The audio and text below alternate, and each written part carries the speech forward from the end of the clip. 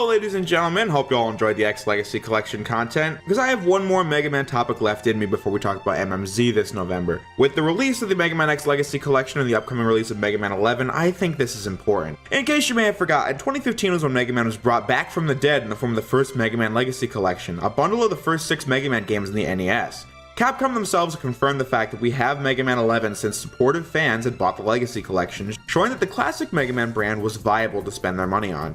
A lot of Mega Man fans were not in favor of the collections though, since they were still feeling the loss of Mega Man Legends 3, Mega Man Online, and Mega Man Universe. But like I said, I was not a fan at the time, so I've gone back and seen what really happened. I'm not saying my perspective was any more value or anything, I'm just observing what I think happened from an outsider's perspective. In my review of Maverick Hunter X, I pointed out how I thought the game was a failure not just because of the PSP, although that certainly didn't help, but really because of the massive Mega Man burnout into the 2000s. Let's look at it. Throughout the 80s, there was only one Mega Man series, the classics and the NES. In the 90s, we got introduced to the Mega Man X series that coexisted with the classics, but then we were introduced to the Mega Man Legends series, 3 going on at the same time with 8 main series console classic entries, 4 main series X games, and 1 Legends game.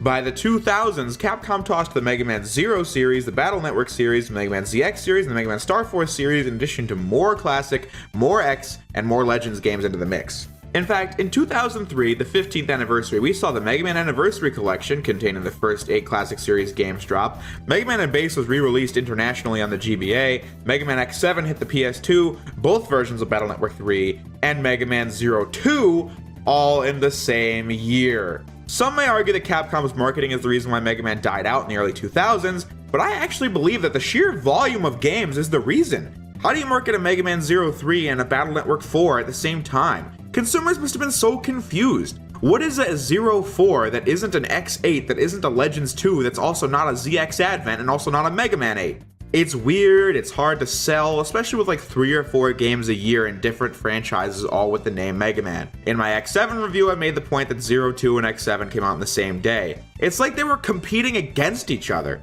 Also, you'd be surprised how poorly most Mega Man games sold during this time. Mega Man is an iconic character that has been released on some of the most commercially relevant consoles of all time, such as the NES, the SNES, the PlayStation 2, the Game Boy Advance, the DS, and the Wii. Despite this, Mega Man Legends 2 or X8 just didn't sell. I'm guessing the reason why Mega Man went on for so long was because the budget was low enough to make the money back, but with these diminishing returns, that couldn't last forever.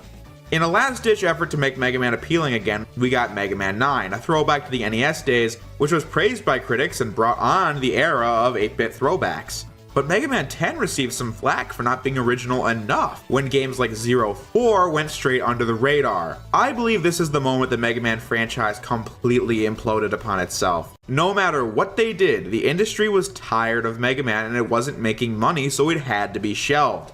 And with that, promising titles like Mega Man Legends 3 got canned. Keiji Inafune had been the one vouching for more Mega Man games in the 2000s, but when he left the way he did in the early 2000s, Capcom saw no reason to keep the series going, which led to Inafune's game Mighty No. 9, which, as you probably know, wasn't the Mega Man rebirth we were hoping for.